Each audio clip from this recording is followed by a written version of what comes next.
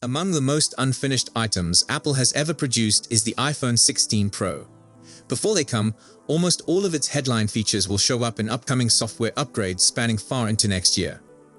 Little things like the entire functioning of the new camera control button on the side, and major stuff like the new Apple Intelligence AI capabilities, the firm promises will begin progressively coming in October.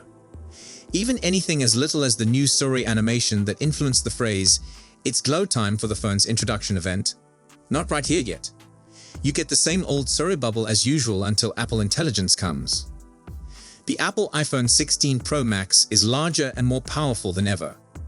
It boasts a stunning screen, a great camera array, and new camera controls that might revolutionize how you view iPhone photography. Power and battery life both receive a boost to make this the big screen smartphone of your dreams. Apple Intelligence delivers several helpful and fascinating features, but it's not yet the item that will or should drive upgrades. Still, if you've been hanging on to an iPhone 12 or 13 Pro Max, now is undoubtedly the time for a big screen update. The iPhone 16 Pro Max looks the same as the iPhone 15 Pro Max, but after spending a week or two with Apple's newest iOS phone, I can promise you that there are substantial and apparent alterations, including some that will permanently transform the way you use an iPhone. First, this iPhone is larger. The titanium body is somewhat bigger and 6 grams heavier than the iPhone 15 Pro Max. The screen is a hair's width away from 7 inches. But the Super Retina XDR OLED screen is bigger not simply because of the chassis. Apple shaved down the bezels on the iPhone 16 Pro and Pro Max to offer you a massive 6.9-inch canvas of vivid, vibrant pixels. The second main change is a new button on the right side, underneath the Power, Sleep, Siri button. Apple would prefer that we do not call it a button, though it is in part one. You can push the recessed camera control button down and it moves, but it also includes a haptic response that makes mild presses seem like the button is moving. It even incorporates gesture recognition. While the new button's name and its principal use allude to photographic pursuits, this is a customizable control that will soon enable one-press access to, among other things, Apple's new Visual Intelligence object detection capability. On the interior of the iPhone 16 Pro Max is a quicker and more efficient A18 Pro. It's not substantially different from the A17 Pro that came before it, and most consumers will never tap into its actual capacity. But it's apparent to me that Apple's Pro series of smartphones are more than ready to live up to their names. If there was ever a portable supercomputer, the iPhone 16 Pro Max could well be it. All this hardware is in some senses little more than a receptacle for Apple's next big thing, Apple Intelligence. However, Apple's own take on AI is also the largest cause of aggravation, since it's far from comprehensive. In fact, early iPhone 16 consumers won't see any of it all until they install an iOS beta. Features like writing tools, a nicer and slightly wiser Siri, summaries of lengthy emails, and Photos upgrades like Apple making your own memories based on a prompt should be up shortly after the iPhone 16 Pro Max starts delivering, while other features are effectively to come. If you're not purchasing this new iPhone for Apple Intelligence, then allow me to draw your attention to the superb camera array. While it's not totally new, there is a new and quicker sensor under the 48 megapixels main fusion camera, and the ultra-wide makes a jump from 12 megapixels to 48 megapixels. In both instances, you'll generally shoot at 12 megapixels, which is packing 4 pixels worth of information into each pixel. The 5x optical zoom remains basically identical, as is the 12 megapixels true depth selfie camera. There are, however, many new image and even audio gimmicks that I'm positive every iPhone 16 Pro Max user will enjoy. There's 4K 120 at FPS videography that can, via a new speed tool, be paused down in increments to give your films a genuinely theatrical sense. There are also new audio mix technologies that, in some settings, may impart studio quality to audio that wasn't caught with a microphone. Apple has also included some additional picture styles and undertone options that I'm not sure will receive as much usage as Apple would desire. If you were to ask me, the decision between the standard iPhone 16 and the iPhone 16 Pro Max is simple. You acquire a Pro Motion display, 1Hz to 120Hz, a 5x zoom camera, and Apple's most powerful mobile CPU. The changes between the iPhone 16 Pro and 16 Pro Max, however, are more modest this year. There's the screen size, 6.3 vs 6.9 inches, and the battery size, which results in at least an hour of increased battery life. And that's practically it. The 5x Tetra Prism lens is currently on both phones. Perhaps the only other noteworthy difference is that the iPhone 16 Pro oddly begins with just 128 gigs of storage. In summary, I adore the iPhone 16 Pro Max. It's large, strong, and up for anything. Yes, I was playing a console-level game on it using an Xbox controller because I can. It produces wonderful images that, even if you choose not to try out the various styles and undertones, are clear and color accurate. Apple Intelligence, which I obtained by downloading iOS 18.1 Developer Beta, is a decent start, with some unique features, but it's not yet a compelling reason to upgrade. I feel same about the camera control button. Don't get me wrong, I enjoy the new button and I believe it's full of untapped potential, but there's almost a little of rivalry now between the one-year-old action button and this new, perhaps more complex one. Those who purchase either of the new iPhone 16 models will undoubtedly get a lot of use out of the camera control button and wonder how they use their iPhone without it. In the meanwhile, the action button may stay unused until Apple ultimately shows it the door. The iPhone 16 Pro Max was revealed during the Apple Glow Time event on September 9, 2024, and it's arriving from September 20. This is a bigger phone with more screen, more power, AI, and a brand new camera control button. But it still costs the same as last year's iPhone 15 Pro Max in the US and UK. It's actually a bit cheaper in Australia. I'm not claiming that $1,199 for a 256 gigs iPhone is inexpensive, but at least Apple didn't boost the price by $100. Apple also made a point during this year's iPhone 16 announcement event of boasting about some major trade-in bargains. Its point, I guess, was that you probably won't be paying full price for these phones. Plus, Apple would love to start off an upgrade supercycle. The practically similar iPhone 16 Pro costs $999, but begins with half the storage capacity. If you enjoy huge displays and want a good amount of storage for all that 4K 120 Hz video, you probably want to buy the iPhone 16 Pro Max. It could appear that Apple's iPhone design approach is now, why mess with a good thing? In some respects, that's accurate. The iPhone 16 Pro Max doesn't wander far from the look initially established with the iPhone 12, but also carries on the various improvements made over the prior several generations, such as the smoothed-out edges and new action button, which replaced the silent switch on the Pro models last year. Its proportions are comparable to those of the iPhone 15 Pro Max, but increased by a few millimeters here and there. The 16 Pro Max measures 163 millimeters, 77.6 millimeters, x 8.25 millimeters, and weighs 227 grams. That's 6 grams heavier, 3.1 millimeters taller, and 0.9 millimeters broader than the iPhone 15 Pro Max. If you're comfortable handling and using the phone 15 Pro Max, I expect you'll have no issue using the iPhone 16 Pro Max. I can't say the new phone felt much bigger in my hand, but I certainly noticed the change in screen size. The bottom edge contains microphone and speaker holes along with a USB-C connection that, with the correct cable, can handle Thunderbolt 4 data transfer rates. There's also a speaker slot at the very top edge of the panel. Together with the bottom edge speaker, this phone can generate undistorted, room-filling music. Highs are precise, mids are robust, and bass is decent for the device size. Button location is basically same to last year, with the volume buttons and action button on one side and the bigger power, sleep, Siri button on the other side. They are joined, however, by a new button, camera control. Roughly the same size as the power button, the camera control button is a multifunctional control that can identify physical pushes and lighter pressure to allow haptic feedback and motions.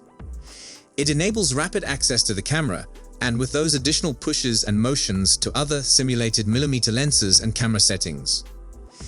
Camera control replaces the previous antenna kit out on the iPhone 15 Pro Max. It appears like the newer phone doesn't require one anymore, and it's recessed, so there's minimal possibility of accidentally activating it. On the other side, I found that when I placed the phone in a pressure grip iPhone holder, there's no longer a distinct zone where no button falls beneath the grasp. As a consequence, the camera control did push in a tiny amount, but it didn't activate any action. What I observed on the iPhone screen was a small amount of the virtual screen warping that shows when you start to touch camera control. The materials and construction quality are once again fantastic.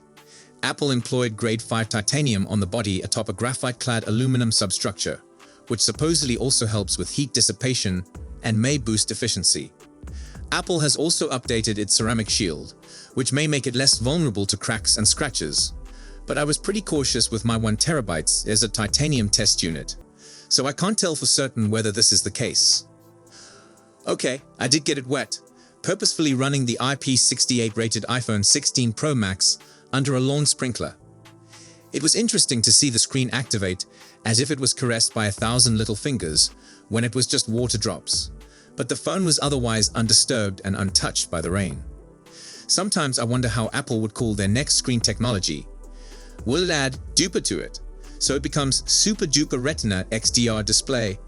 I mean, it may have boxed itself into a position, but Apple avoided the problem this year by keeping its iPhone display technology very much unaltered. This is a gigantic screen, 6.9 inches, accomplished by a mix of a somewhat larger chassis and a pleasingly smaller bezel. There are more pixels than previous year. The iPhone 16 Pro Max screen is 2868 by 1320, whereas the iPhone 15 Pro Max is 2796 by 1290. That's more pixels, but not a greater density.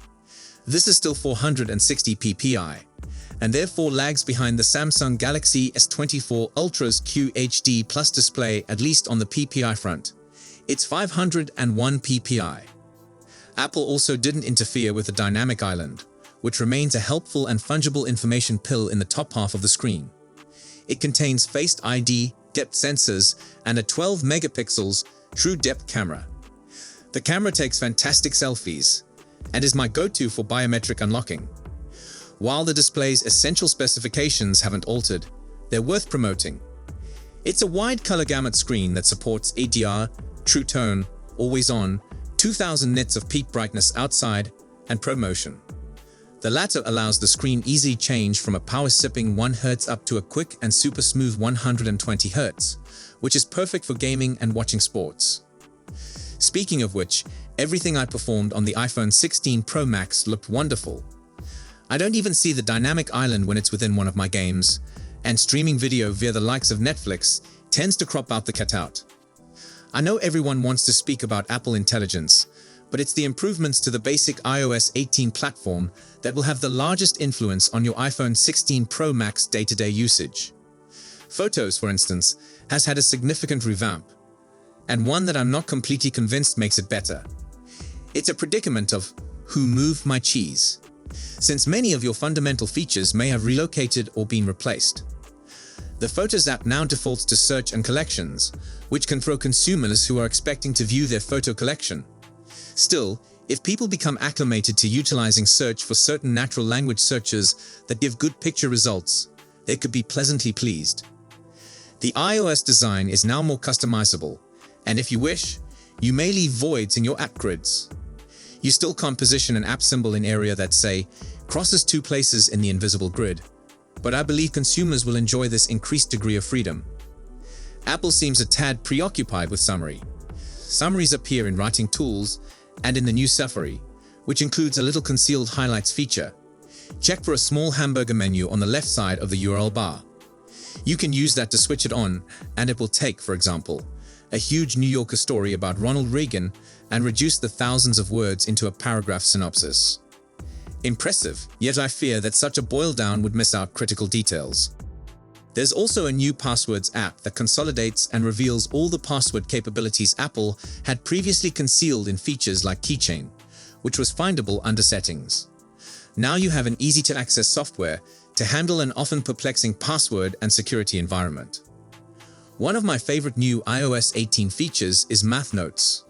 Inside Notes, you may scribble any equation, use your finger, and when you place an equal sign at the end of it, Math Notes automatically solves it and writes the solution in what will appear exactly like your own calligraphy.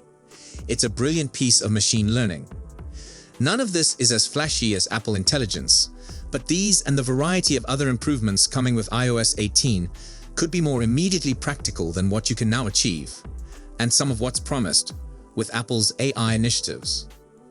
Apple Intelligence, to the degree that it's accessible on the iPhone 16 line at launch, most of the capabilities will be rolled out from October.